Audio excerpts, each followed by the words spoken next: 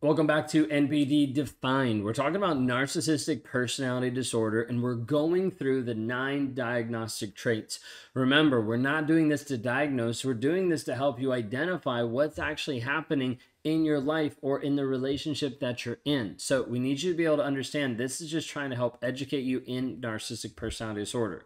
My goal is to help bring awareness to what it is and awareness to the abuse that oftentimes ensues out of being in a toxic relationship like this.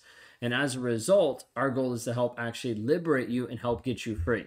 Side note on this is this knowledge will not save you. It might give you an awareness, but the awareness will not promote a change or a direction shift that needs to happen in your life without action. So take a step today, go to rawmotivations.com. You can sign up for a one-on-one, or we can talk through some of the challenges that you actually walk through to break free from narcissistic personality disorder, because it is possible. But you have to be willing to actually take the step moving forward. So when we talk about this, we're stepping into number 2 out of 9 of the narcissistic personality disorder characteristics, and we'll go ahead and read it by the DSM-5 and dive right in. Number 2 is preoccupied with fantasies of unlimited success, power, brilliance, beauty, or ideal love. Now, as we step into this, you need to understand there's this piece of the narcissist being infatuated with something other than what is here. Now, it's interesting because narcissists aren't looking 5 years down the road and being like, let me predict my life. Oftentimes, there's more impulsiveness, not in necessarily what they're doing, but in like, I'm only focused on what's going on right now. Not how this is going to affect me, not how this is going to impact the relationship. Don't really care about that long term. But there's also this preoccupation of like this thought process of like fantasizing, thinking, daydreaming in one sense about, okay, what about this? Now, this can come into all different forms, all different ideas. It lists a couple different ones here inside the DSM-5 of what they might be. So like unlimited success, like climbing the corporate ladder, building the business that he wants to build, like this idea of like, oh, I'm successful, okay? A lot of this fuels a lot of the grandiosity piece. There's this piece of like power, where you have power and control being like the main driving factor of like, I want control over that person. I want power over people. I want power over structures, development, like all different types of things of like really engage with this is me. I am in control. I am in power of this. You have brilliance, where you move into more of like intellectual narcissism and people that are like, well, my mind is way better than yours. Yours is less superior than mine. Like you run into this where people get attracted to this, but the narcissist will only like look at where they're not even sexually involved with the person, but it's more of like intellectual, like mind mapping of where they're actually controlling and manipulating you. There's multiple aspects to that. Then you also have like the not just the brilliance, but you have the beauty. And you'll see this, and this is typically where you'll see narcissists fall for public mainstream society, is like, oh, look at them. They're focused on their image. They're focused on how amazing they are. Like this is like working with one of the clients that their partner walked into his apartment and it was like all mirrors. Like there's mirrors everywhere. So like he could check himself every single direction. Like that's the idea. Okay, but he was like obsessed with that of like, how do I look? Or there's the other one, which is ideal love. And ideal love is this preoccupation or fantasy of like, what would this actually be like? Can I actually find my Disneyland adventure of how much love I can actually get from this person and it being perfect? So there's like this aspect where a narcissist is trying to fantasize about how life could be. The hard part is the majority of times they're not willing to actually be vulnerable about how life is. So as a result, they're still thinking and dreaming and pretending of life and what it could be, but they're not actually focused on the here and now, how they're actually showing up. And so when we're dealing with this preoccupation of the fantasies, they step into their own world of illusions.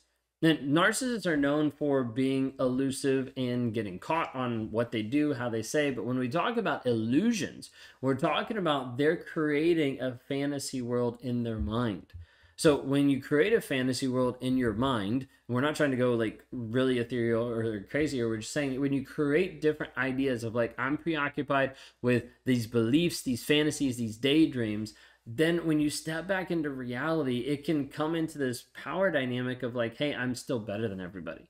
Now, that might be because of what happened in the fantasy, or that might be just because of how they feel in the moment. So like, it'd be let's try to give some examples. So like when we think about this, like I would always have this like daydream at times when I'd be at an event or when I'd be at church or like something like that, of like, hey, something would happen and I would save the day. Okay, whether that be like, doing something, whether it be like someone comes in to like beat someone up and I'd beat them up. Like there was always just like these like thoughts of like what would happen, what would I do, but I would always be like the hero and I would always like look amazing, all this kind of stuff. So like in that fantasy, I was like, I'm so amazing, right? And then out of that fantasy, in my head, I'm still like, I'm so amazing.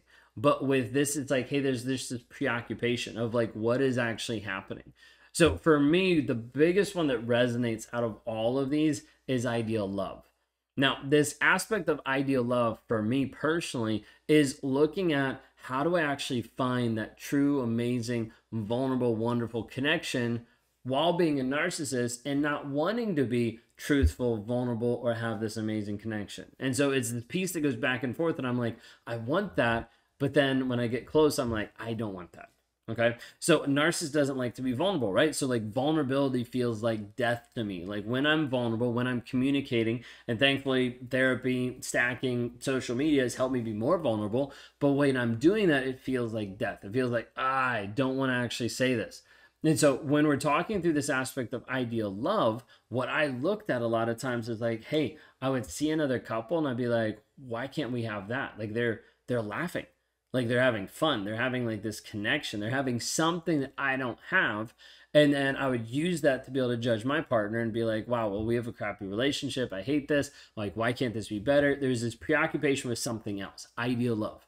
Now, the thing was, I didn't even realize at that point, but like I was the one that wasn't allowing that to even happen because I wasn't willing to be honest, wasn't willing to be vulnerable. So as a result, nothing could actually build to be that happy couple that we saw walking down. Okay, so like that's the piece that I struggled with a lot, was this preoccupation of fantasies of of ideal love. Okay, but narcissists oftentimes will put themselves into these fantasies where they're the heroes, like where they're destined for this unlimited success, where life is amazing, and sometimes it's to be able to hide and avoid what's going on inside, like dealing with the actual shame and guilt of where they currently are. Like he hasn't progressed as much as he wants, but he thinks he has because of the fantasies. When in reality, like, nope, you haven't even shown up. And you might have this where you see this inside of like work environments where he can't even hold a job because he's like, well, just everybody doesn't get me. I'm so amazing. They don't get it. They didn't see my potential, all these things, because there's this fantasy. There's this different version of reality that he's subscribed to at this time.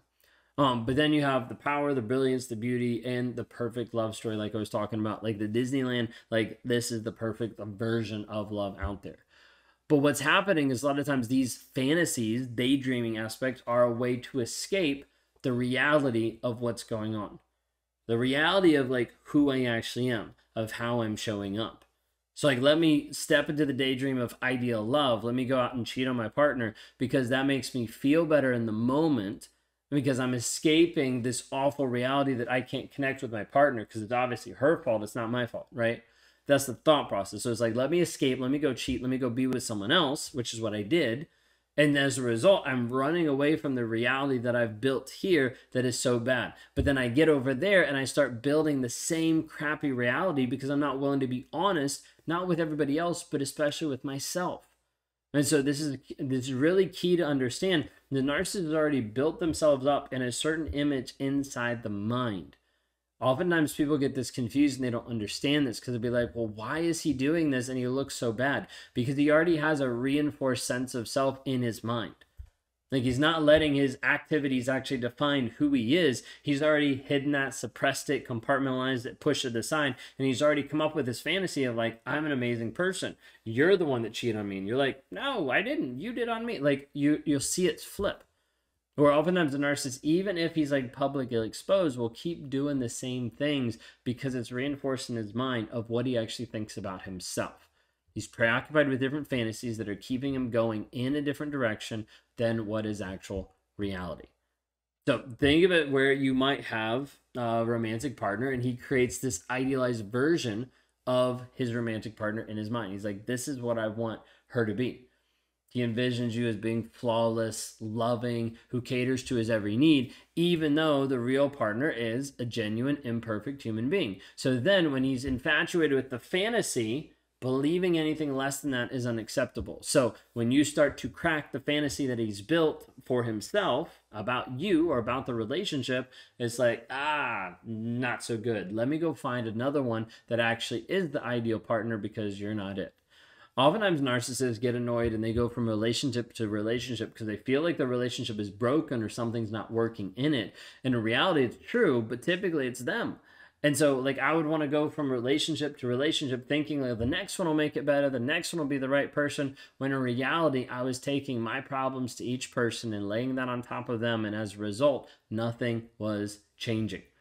If you're in a relationship today, whether you're the narcissist or whether you're the survivor, you need to understand, if nothing's changing, nothing's changing. You're going to stay the same. Some people are like, but it's getting better. But it's on a 1-month cycle and it comes back and it just got worse. So you need to understand, if you're caught in this cycle, please reach out for help. Go to rawmotivations.com, click on the one-on-ones, start with some of our challenges. Like, just get some awareness to help you move forward in where you are and how to actually be free from narcissistic abuse. Stay tuned for number 3 coming up later.